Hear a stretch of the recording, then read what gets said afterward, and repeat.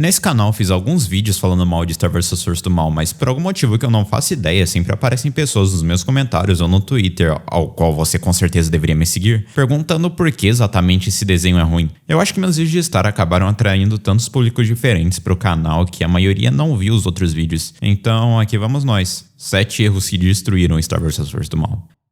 Eu quero começar por um simples, sabe? Normalmente quando você vai fazer um desenho, seu objetivo é entreter o espectador. O problema é que com Star vs Força do Mal, eu constantemente notei momentos em que os escritores alongaram cenas para fazer os episódios durarem 11 minutos na temporada final. A primeira vez que eu notei isso foi no episódio Pandemônio, quando a cabeça de Pony fica ignorando a Star por quase 1 minuto inteiro. Tipo, eu entendi a piada, não precisa ficar alongando ela. Ou quando eles enrolaram 2 minutos inteiros no episódio da Lua Sangrenta sem motivo, sendo que a gente claramente precisava de uma conclusão melhor naquele episódio. Ou pior ainda, no episódio de Junkin Jenna, que é a introdução literalmente de 30 segundos dos personagens parados enquanto o Tom fica no telefone. Mas, meus amigos, nenhum pra mim chegou na pérola que foi o episódio saindo no mercado. O episódio todo é sobre os personagens perdendo tempo por 11 minutos. Logo na introdução do episódio vemos a Jenna aparecendo imune do nada, e quando o Marco pergunta pra ela como ela fez isso, a Star corta o Marco pra eles irem direto ao ponto do episódio. A Jenna literalmente atravessou uma dimensão inteira,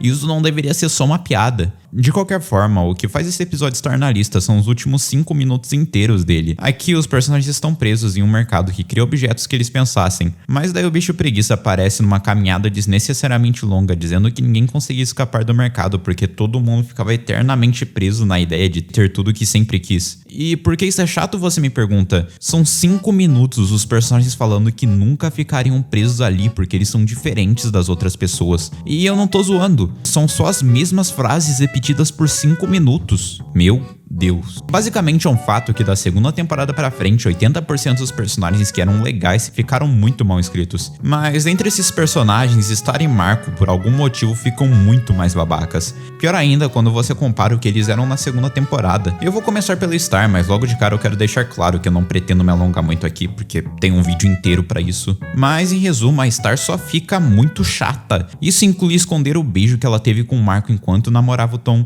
ficar bravo quando ele veio conversar sobre, fazer um genocídio absurdo em espécies mágicas pra ficar com o Marco, ser chata com o Tom quando ele tentava ser um bom namorado, constantemente fugir das suas responsabilidades como princesa e principalmente abandonar uma guerra pra ficar com o Marco quando ela tinha terminado no dia anterior. Sim, a história é desse nível. E quanto ao Marco, ele também foi completamente destruído. Nas primeiras temporadas, ele era um nerd inseguro, mas totalmente fora do estereótipo, fugindo de muitos clichês, dando a sua vida pra ficar com a garota que ele gostava, mas ele nunca tinha coragem. Em um episódio descobrimos que ele tinha um plano de várias etapas para ficar com a Jack. E apesar de na sua mente estar tudo sob controle, ele nunca conseguia sair do primeiro passo. Eu tô falando da Jack aqui porque foi uma jornada absurda pro Marco conquistar o amor da sua vida. Isso representa um amadurecimento dos personagens, mas de um jeito revoltante, ele jogou tudo isso fora por causa de uma capa. O pior é que durante a terceira e quarta temporada, o Marco toma atitudes no mínimo questionáveis. Dentre elas, terminar com a Kelly falando que foi algo consensual mesmo com a garota claramente tendo problemas, nunca visitar os seus pais depois de ir a Mune, abandonar completamente o Nacho por pelo menos 1000 anos levando em conta o tempo da Neverzone e pra finalizar colocar o mundo inteiro em perigo por não querer ir contra a palavra da Star. Nossa, Marco, eu sei que você sofreu muito na mão da Star, mas pelo menos se ajuda, cara. Novamente, eu não vou me alongar tanto aqui porque eu já fiz um vídeo sobre, mas em resumo, os escritores fizeram um favor de dar o pior desfecho possível a qualquer chip com o objetivo de canonizar Starco do jeito mais apreciado possível. Não acredita nisso? Então aqui vai como rolou cada término em Star vs Força do Mal. Primeiro eles acabaram com Jarco por causa de uma capa, sendo que essa capa só apareceu novamente em um episódio da quarta temporada, nunca justificando a paixão do Marco pela capa ou por Mune. Depois disso eles irritaram todo mundo que shippava Tom Star quando de uma hora pra outra, do mais absoluto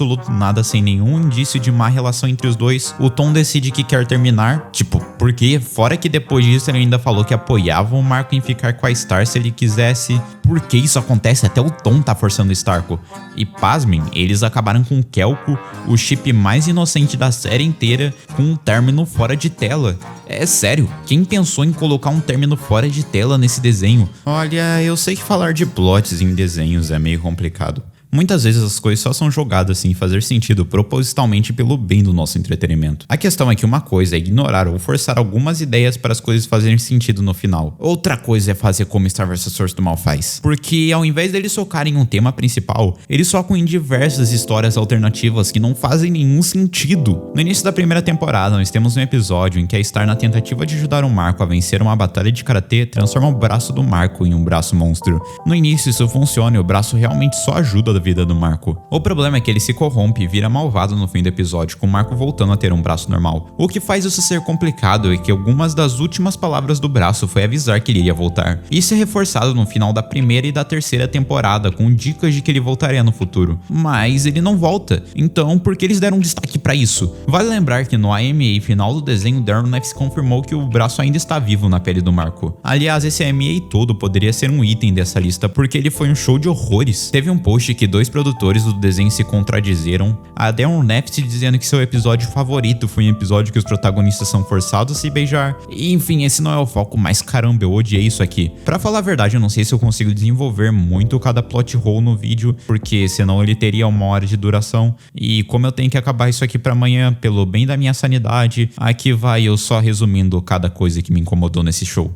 O livro de feitiço da Star é hypado como um grande assunto, entretanto ele nunca é reutilizado e a Star não muda muito como personagem. A Hekapu disse uma vez que forjou todas as tesouras dimensionais, mas como diabos alguns monstros possuem? O Toph indicou que ele voltaria em um futuro da série. Isso não foi utilizado no desenho. Assim como o Pai do Tempo indicou a possibilidade da Star quebrar o tempo algum dia. Novamente, isso nunca aconteceu. O feitiço do sussurro mudou sem nenhum motivo aparente, sendo que ele foi utilizado apenas 3 vezes a série inteira. As marcas na bochecha só escolhem aparecer às vezes. O Marco terminou com a Jack por causa de uma capa. Essa capa nunca mais retornou no episódio e nunca foi descrito porque ele teve uma obsessão tão grande por ela. Quando você tá construindo uma história, um desenho, um bom começo é ter um vilão decente. E Star vs Força do Mal fez disso um ponto muito forte do desenho, quando o Toph foi o vilão principal. Porque, caramba, esse maluco era um lagarto com QI infinito e eu adorava isso. O problema é que com sua morte, novos vilões chegaram no desenho. Só que esses vilões não são nem perto do que o Toph foi. Primeiro nós temos a Meteora, que veio para substituir o Toph imediatamente. Só que enquanto o Toph era um lagarto que, apesar de não ter uma força física muito grande, ele pensava tudo e seu plano era muito bem executável. A Meteora, por sua vez, é só um monstro gigantesco, forte, sem nenhum pensamento que não seja bater nos outros. Isso é literalmente um 180 gigantesco do time vilão. Daí nós temos a Mina, que estava escanteada, mas por algum motivo virou a vilã do nada. Ninguém lembrava dela e por algum motivo ela virou o ser mais poderoso do universo. Apesar de eu achar interessante ela se ligar com o plot do racismo, é muito decepcionante ver que eles apresentaram a Mina como uma pessoa normal que tinha uma sanidade, dando uma margem para uma redenção. Mas eles não fazem isso. Eles não fazem isso. O que você esperava aí? Star vs Força do Mal que estamos falando. Aliás, eles sinalizaram a Mina com ela sendo a pior pessoa do mundo. Mas ela não sofre nenhuma consequência por fazer racismo com os monstros. Então ela vai continuar livre por aí, sendo sortada por aí, sem nenhuma consequência por isso. Também quero destacar que ela é derrotada do jeito mais ridículo que eu já vi para um vilão final, onde depois ela ser apresentada como a pessoa mais forte do desenho, ela consegue ser derrotada por um cavalo que até um Marco tinha conseguido derrotar. Apesar de parecer algo simples, eu julgo que a continuidade talvez tenha sido dessa lista o que realmente mais matou o desenho. Para você fazer uma boa história, consenso geral que você tem que ter alguma noção de como ela vai se desenvolver para um meio final. Mas com Star, eles escreveram a história de um jeito diferente.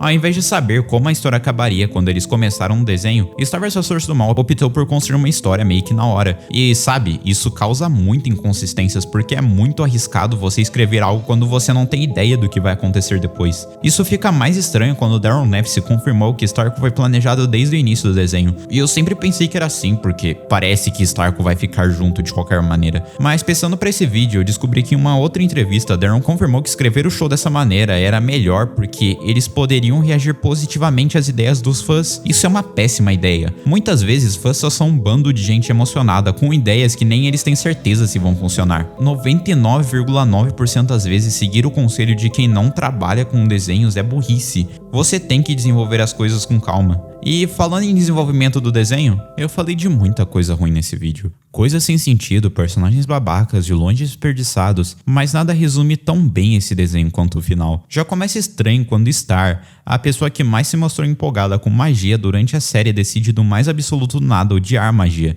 Mas sabe o que ela não considerou nessa conta? Muita gente nesse desenho dependia de magia pra sobreviver. Isso inclui a Magical High Commission, que é tipo os seres mais importantes pro universo da Star funcionar, incluindo o Glossaric, que, meus amigos, Mjolnir simplesmente não existiria sem esse cara. A Star, basicamente, na tentativa de evitar um genocídio, fez outro. Por algum motivo, todo mundo apoia Star em destruir a magia e isso acontece, a magia é destruída. Vocês devem saber que Star e Marco acabam um desenho juntos, mas vocês já pararam pra pensar como eles ficam juntos? Porque caramba, foi um show de horrores enorme pra mim. Já começa pelo fato deles, mesmo tendo 4 temporadas pra desenvolver um romance, escolherem sem motivo algum deixar os personagens juntos no meio de uma guerra. Isso ainda um dia depois da Star terminar com Tom. Mas no próximo episódio, a Star vai atrás de descobrir como destrói a magia, e ela percebe que desse jeito ela não conseguiria ficar com Marco. Então ela começa a chorar que nem doida porque ela não poderia viver em um mundo sem o seu namorado. Poxa menina, tu começou a namorar esse mano literalmente no mesmo dia e já tá assim com ele. De qualquer forma, a magia é destruída e a Star sabia que não podia ficar com ele. Mas adivinha? Ela decidiu ir atrás de ficar com Marco. E ao invés dos dois morrerem lá, ou sei lá, Star e Marco criaram um laço entre os mundos que acaba juntando Mjolnir com a Terra. No caminho, alguns humanos ainda se encontram com espécies de Mjolnir, que, como era esperado, só complica mais ainda a vida de cada um. Eu não sei vocês, mas viver no mesmo planeta que essa aranha gigante não me parece muito seguro. A Star literalmente passou 2 temporadas tentando resolver um problema de racismo e além de não resolvê-lo e deixá-lo em aberto porque, repetindo, a mina ainda tá viva com seu grupo de racistas por aí, ela criou novos preconceitos com a raça humana vivendo no mesmo ambiente que Milmianos. Tudo isso para 2 adolescentes que tinham começado a namorar no mesmo dia ficarem juntos. O pior é que você fica bravo porque esse desenho apresentou boas ideias. Ele tinha sido algo incrível em algum momento, mas de algum jeito o show só acaba piorando. Eu fico triste porque no início desse desenho eu amava muito o show. São 2 temporadas que, se tivessem a qualidade mantida, talvez revelaria Star vs Força do Mal como meu desenho favorito hoje em dia. Isso me deixa muito triste porque, no fim das contas, Star vs Força do Mal se transformou em um desenho que gasta tempo no que não deve, flanderiza os personagens até você ficar bravo com eles e finaliza com uma continuidade péssima. E bem, eu acho que é isso. Eu pensei por um tempo e achei que ainda tinha o que criticar nesse desenho, então tá aqui. O próximo vídeo de Star para compensar deve ser elogiando esse desenho. Então, se você gosta de Star, fique esperto. No mais, muito obrigado por me ouvir até aqui. Muito obrigado aos membros por serem incríveis. E eu te vejo no próximo vídeo. Tchau!